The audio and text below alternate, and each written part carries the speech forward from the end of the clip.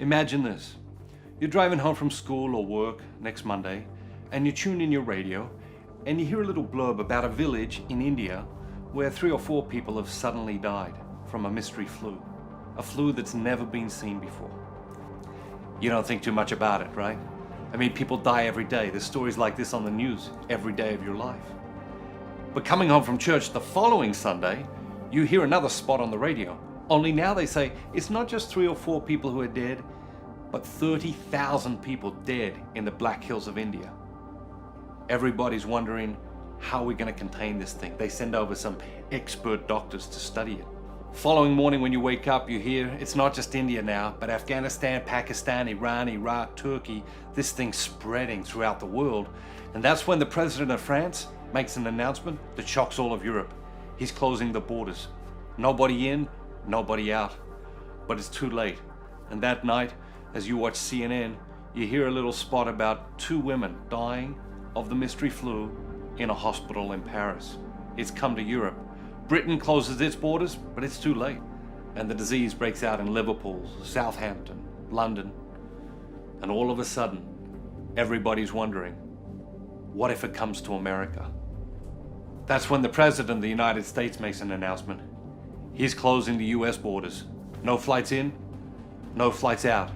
And his message to people who have loved ones overseas, I'm sorry, they cannot come home until we find a cure for this thing. Panic strikes. As best they can tell, after you contract the disease, you have it for a week before you even know you have it. Then you have 4 days of unbelievable symptoms, and then you just die. There's no cure, there's no vaccine. Nobody knows how to treat it. America is plunged into an unbelievable fear. People are saying, what if it comes to this country? Preachers on television are saying it's the scourge of God.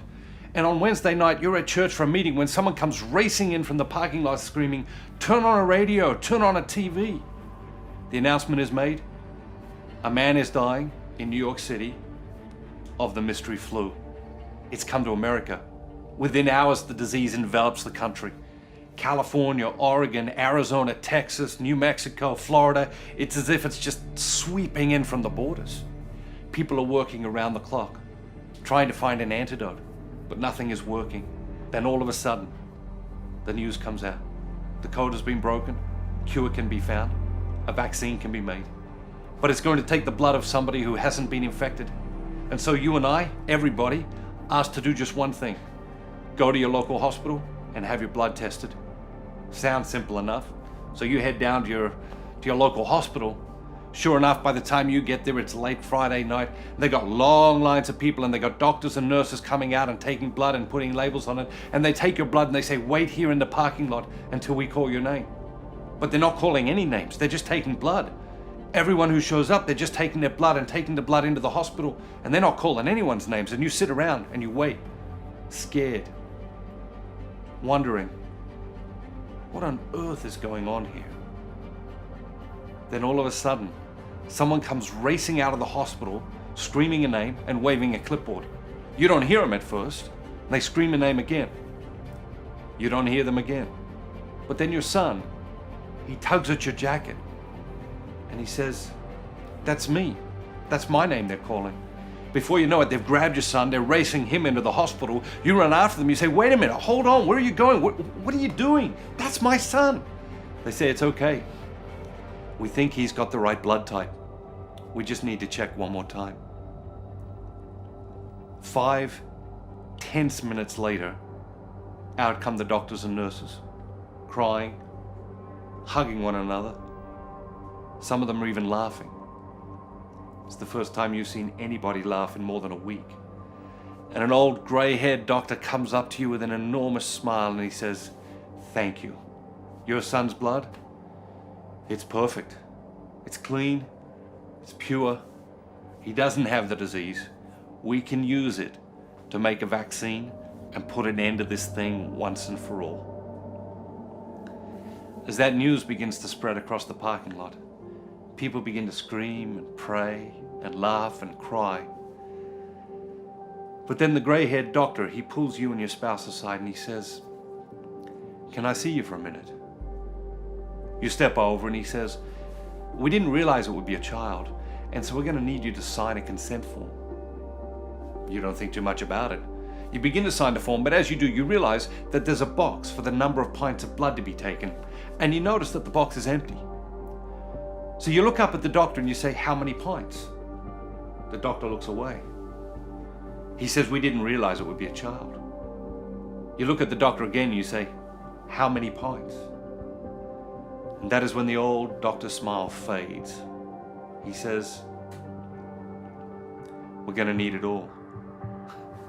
You're going to need... What do you mean you're going to need it all? He's my only son. Doctor grabs you by the shoulders, he shakes you, he says, "We're talking about the whole world here. Do you understand that? The whole world." You say, "But I mean, can't you give him a transfusion?" Doctor says, "If we had clean blood, we would, but we don't. Please, we need to hurry.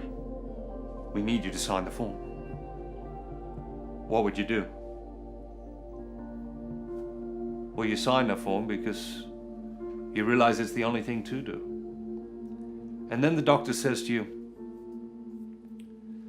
"Would you like to have a moment with your son before we get started? Could you walk back into that hospital room where your son sits there saying, 'Mommy, Daddy, what's going on?' Could you tell your son you love him? What would you say to him when he says to you, 'It's okay, Mom, it's okay, Dad. I'm happy to sign the form. I'm happy to consent.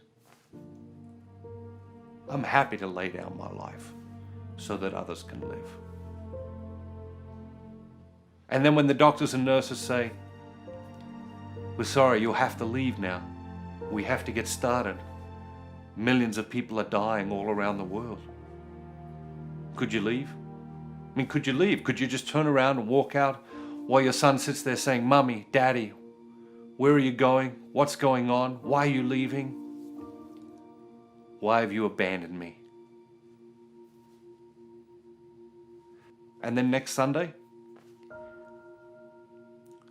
when they hold a ceremony to honor your son and his phenomenal contributions to humanity, a whole bunch of people don't bother to come because they got better things to do. Some people come with a pretentious smile and pretend to care.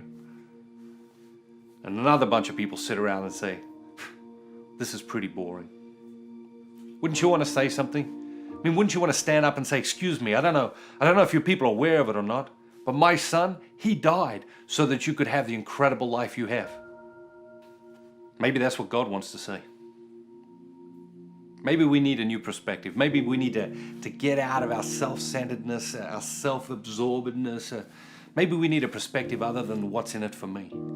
There's something about coming before our God on a Sunday and worshiping Him. There's something about coming before our God on a Sunday and saying thank you and just being grateful. There's something about showing up to Mass on Sunday because God shows up for us every single day of our lives.